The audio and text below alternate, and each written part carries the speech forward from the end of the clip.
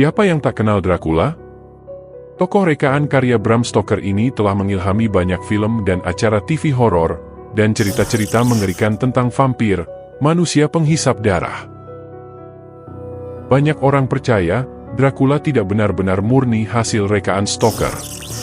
Penulis novel itu tampaknya menyandarkan tokoh rekaannya itu kepada tokoh nyata yang juga hidup di Rumania. Dialah Vlad ketiga, seorang pangeran dari Wallachia yang lebih dikenal dengan julukan Vlad Sang Penyula. Meskipun kisahnya tidak persis sama, kedua tokoh itu, baik Dracula karangan Stoker maupun Vlad Sang Penyula, sama-sama diasosiasikan dengan horor.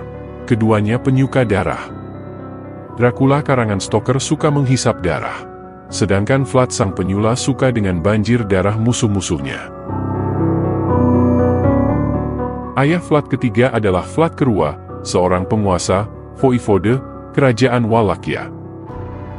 Pada tahun 1431, Raja Sigismund dari Hungaria, yang kemudian menjadi Kaisar Romawi Suci, melantik Vlad Tua ke dalam Ordo para Ksatria, Ordo Naga. Tugas para ksatria yang tergabung dalam Ordo Naga ini hanya ada satu, kalahkan Turki atau Kesultanan Utsman. Dengan masuknya ke dalam Ordo Naga, Vlad Tua mempunyai nama keluarga baru, Dracul. Nama itu berasal dari kata Drac, yang dalam bahasa Rumania kuno berarti naga. Tapi dalam bahasa Rumania modern, kata Drac mengacu ke makhluk yang menakutkan, seperti setan. Anaknya, yaitu Vlad ketiga, kemudian dikenal sebagai anak Dracul, yang dalam bahasa Rumania kuno berbunyi Draculea. Dari situlah nama Dracula berasal. Dracula sempat dibesarkan di wilayah musuh ayahnya. Ketika itu ia dan adiknya yang bernama Radu diajak ayahnya menghadiri pertemuan diplomatik dengan Sultan Murad II. Rupanya pertemuan itu sebuah jebakan. Mereka bertiga ditangkap dan disandera. Ayahnya dilepaskan oleh Sultan Murad II dengan syarat, Dracula dan Randu tetap berada di wilayah kekuasaan Utsmani. Sang ayah setuju. Dia kembali pulang ke Wallachia. Sedang Dracula dan Randu tetap di wilayah Utsmani. Dracula dan Randu diperlakukan dengan baik. Mereka berdua bahkan diajarkan berbagai ilmu, filsafat dan seni. Dracula tumbuh sebagai prajurit dan penunggang kuda yang tangguh. Sementara Radu punya kecenderungan berpihak kepada Kesultanan Utsmani, Dracula tetap merasa menjadi tawanan musuh ayahnya itu. Ia bersikap bermusuhan terhadap Kesultanan Utsmani. Ketika ayahnya mati terbunuh dalam sebuah upaya penggulingan, Dracula melakukan kampanye untuk merebut kembali kursi kekuasaan Wallachia yang sudah diduduki oleh Vladislav II.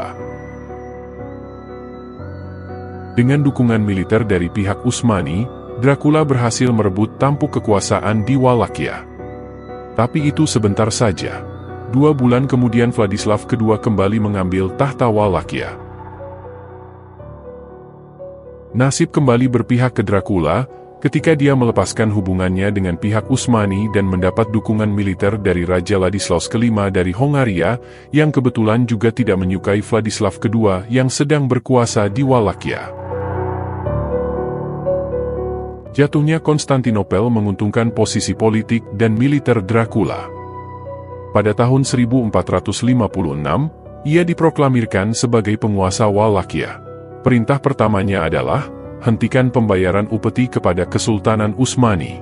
Itu artinya, tak ada lagi perdamaian antara Dracula dan Kesultanan Utsmani. Untuk mengkonsolidasikan kekuasaannya sebagai penguasa Wallachia, ia lalu mengundang ratusan bangsawan dalam sebuah perjamuan. Melihat gelagat kekuasaannya akan ditentang, Dracula menikam ratusan tamunya itu dan menyulanya, menusuk tubuh tamunya dari anus sampai tembus ke kepala, tak ubahnya seperti sate.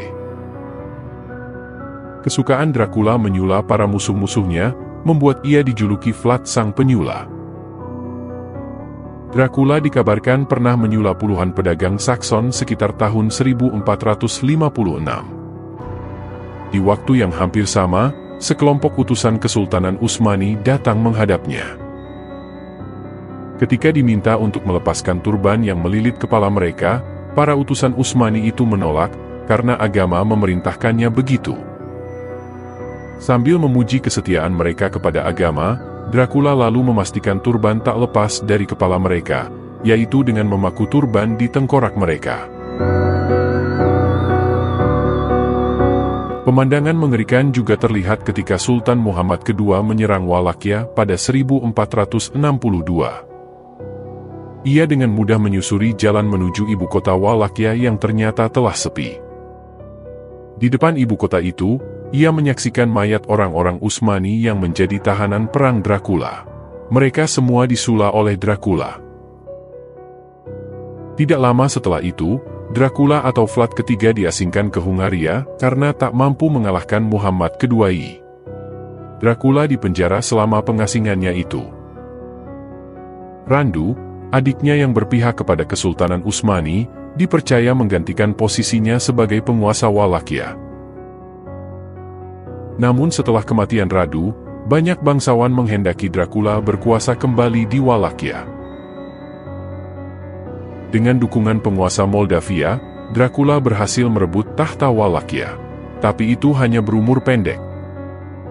Dalam sebuah pertempuran dengan pihak Utsmani, Dracula atau Vlad ketiga tewas terbunuh.